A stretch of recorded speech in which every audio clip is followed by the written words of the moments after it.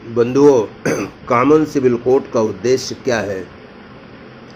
इसके तमाम वकील एक मत होकर एक ही फ़ायदा बताते हैं। वो ये कि लोगों में आपसी दूरी ख़त्म होगी और कॉमन कौमियत को अस्तित्व में लाने में मदद मिलेगी।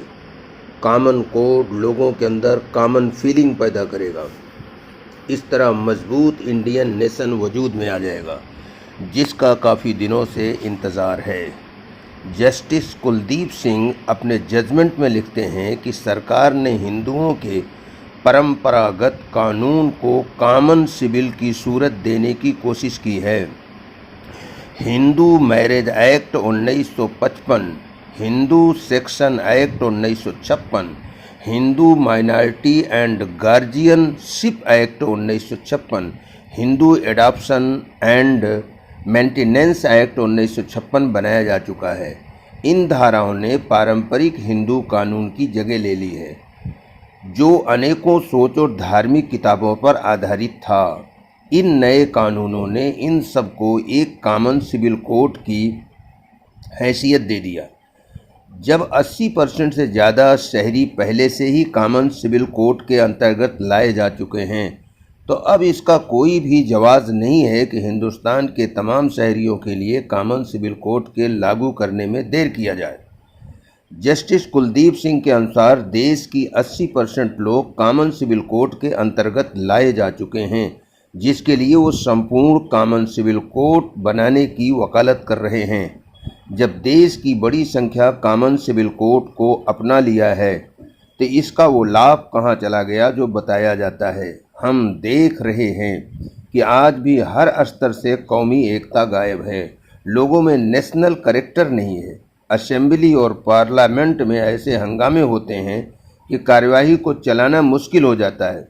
गांव की पंचायतों में पहले से ज़्यादा झगड़े हो रहे हैं। न्यायालय में झगड़े के मुकदमों की भरमार है। दो अलग अलग समुदाय से ज़्यादा एक ही समुदाय में लड़ाई हो रही है। तमाम प्रांतों में हंगामे चल रहे हैं।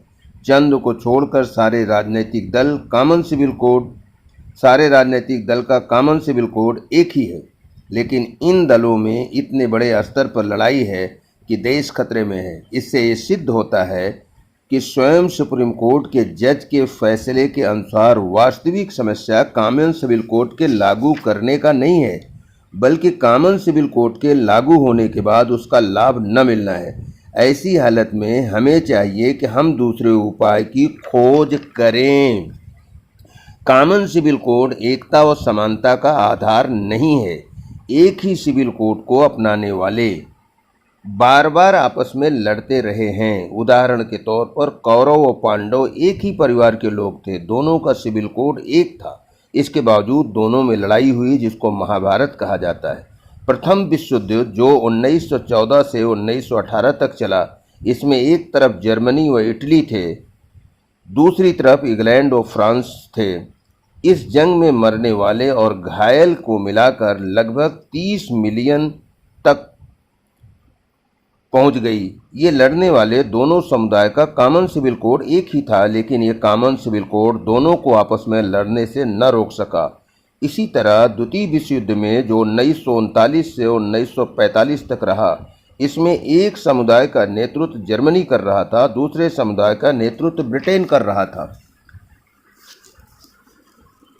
दोनों का कल्चर और सिविल कोड एक ही था। इसके बावजूद उन्होंने एक दूसरे के विरुद्ध भयानक जंग किया। दोनों का कॉमन सिविल कोड आपसी जंग से न रोक पाया।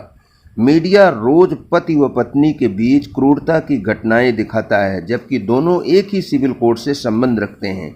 न्यायालय में करोड़ों भारतवासी मुकदमे लड़ रहे हैं, जबकि ज़्यादातर दोनों फरीक का सिविल कोड एक ही होता है। असल ज़रूरत नेशनल कैरेक्टर की है। भारत को संगठित और शांतिमय और विकसित देश बनाने के लिए वास्तव में जिस चीज़ की आवश्यकता है वह नेशनल कैरेक्टर है। देश में जितनी भी कमियां या बिगाड़ नज़र आता है, उन सब का कारण केवल एक है, वो ये कि आज़ादी के बाद लोगों में नेशनल कैरेक्टर न पैदा किया जा सका। व्यक्तिगत सोच पर नेशनल सोच को महत्व देना चाहिए। इसका मतलब ये है कि आदमी व्यक्तिगत स्वार्थ को महत्व देने के बजाय नेशनल स्वार्थ को महत्व दे।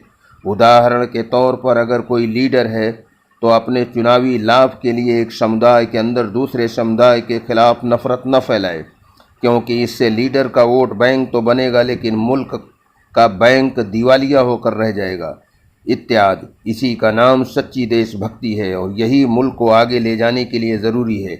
लेकिन यही चीज़ हमारे मुल्क में मौजूद नहीं। ऐसा लगता है कि सारे लोग देशभक्त के बजाय ख्वैश भक्त हो गए हैं। हर एक अपने लाभ के लिए देश के लाभ को भूल गया। इसी ख्वैश भक्ति ने देश का बुरा हाल कर दिया। संविधान की जो धाराएं हैं उनमें से एक धारा 45 है। ये धारा ये कहती है कि स्टेट ये कोशिश करेगी कि संविधान के लागू होने के बाद 10 साल के अंदर तमाम बच्चों के लिए निःशुल्क शिक्षा का प्रबंध करे। संविधान की धाराओं में बहुत ही महत्वपूर्ण है। शिक्षा आदमी के अंदर अच्छी सोच पैदा करती है। एक घटना से इसको आसानी से समझ सकते हैं। स्वामी विवेकानंद को एक ईसाई ने अपने मकान पर बुलाया। ईसाई ने स्वामी जी को जांचने के लिए ये किया कि अपने कमरे में एक मेज पर नीचे ऊपर बहुत सी धार्मिक किताबें रख दिया। सबसे नीचे हिंदू भाइयों के पवित्र ग्रंथ वेद को रखा, उसके ऊपर दूसरी धार्मिक किताबें और सबसे ऊपर अपनी बाइबिल को रखा। स्वामी जी जब कमरे में प्रवेश किए तो ईसाई ने किताबों की तरफ इशारा करते हुए कहा, देखो इसके बारे में आपका क्या विचार है। स्वामी जी किताबों की तरतीब देखकर मुस्कराए और कहा कि फाउंडेशन बहुत मजबूत है। स्वामी जी इस घटना को अगर प्रतिष्ठा का इशू बनाते तो वो बिगड़ जाते और कहते कि तुमने हमें अपमानित करने के लिए बुलाया है। स्वामी जी जिंदगी का आर्ट जानते थे, वो जीवन की साइंस जानते थे। वो जानते थे कि मतभेद के बावजूद कैसे साथ रहा जाता है। इसका राज स्वामी जी की सूझबूझ थी, न कि कॉमन सिविल कोड। ये बात तो ऐसी है जैसे देश के तमाम निवासियों से कहा जाए कि एकता और समानता पैदा करने के लिए प्लास्टिक सर्जरी के द्वारा सारे लोगों को एक जैसा बना दिया जाए। जिस तरह प्लास्टिक सर्जरी से लोगों में एकता और समानता पैदा नहीं हो सकती, इसी तरह कॉमन सिविल कोड से एकता नहीं पैदा किया जा सकता। कौमी एकता का राज एक कल्चर में नहीं है बल्कि एक सोच में है। कुछ लोग कहते हैं कि हर समुदाय की भाषा एक हो जाए तो लोगों के बीच में एकता पैदा हो जाएगी, लेकिन ये बात भी निराधार है। स्विट्जरलैंड में कई ज़बानें बोली जाती हैं। इनमें से 3 सरकारी ज़बानें हैं, फ्रेंच, जर्मन और इटालियन। लेकिन कई भाषाओं के बावजूद इनमें एकता पाया जाता है। स्विट्जरलैंड विश्व का सबसे ज़्यादा शांतिपूर्ण देश माना जाता है। इसकी दूसरी मिसाल पाकिस्तान है। वहाँ एक ही भाषा है, उर्दू सरकारी ज़बान है। इसके बावजूद बहुत ज़्यादा झगड़ा लड़ाई होता रहता है। इस तरह की बहुत सी मिसालें हैं जो ये सिद्ध करती हैं कि एकता का संबंध लोगों की सोच से है, न कि कल्चर से। देश के निवासियों में अगर सही सोच हो और जीवन बिताने का राज जानते हों तो अनेकता के बावजूद एकता रहेगी। अगर हम अपने देश में एकता और समानता पैदा करना चाहते हैं तो हमें लोगों की सोच को ठीक करना होगा। केवल यही एक रास्ता है। एक दूसरे का संबंध तो हमें लोगों की सोच को ठीक करना होगा।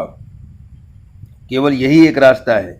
एक दूसरे का सम्मान व टॉलरेंस लोगों में ये स्वभाव पैदा किया जाए कि वो हर आदमी का सम्मान करें, चाहे अपने समुदाय का हो या दूसरे समुदाय का हो। यही स्वभाव एकता की जड़ है। ये स्वभाव जहाँ होगा वहाँ एकता व शांति होगी, और जहाँ ये स्वभाव नहीं होगा वहाँ किसी और उपाय से एकता और शांति नहीं लाई जा सकती। इसकी डिटेल दूसरे प्रोग्राम में लाएंगे। अब इसी पर ही अपनी बाड़ी को विराम देता हूँ।